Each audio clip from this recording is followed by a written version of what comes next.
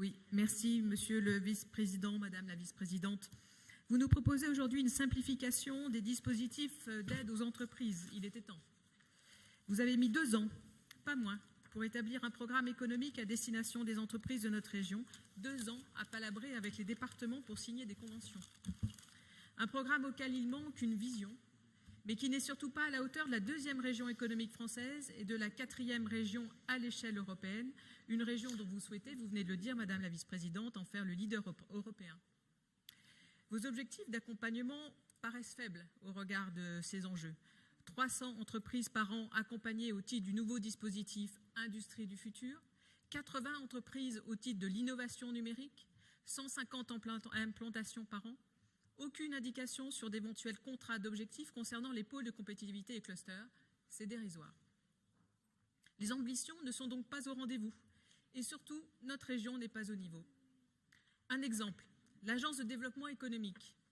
Cette agence n'est toujours pas opérationnelle, plus d'1 an après sa création. Sa directrice est venue nous le dire en commission. Aucun accompagnement concret d'entreprise ne fut cité, aucune implantation nouvelle réalisée et aucune prospection internationale engagée. Son offre de services à destination du tissu économique régional à travers un guichet unique est inexistante. Pire, la promesse même du guichet unique a tout simplement disparu puisque vous signez des conventions de coordination avec des partenaires qui sont amenés à avoir les mêmes actions que l'agence. Cette agence, à ce jour, n'est ni lisible ni efficace et elle n'a rien d'unique. Les autres régions, elles, sont en avance.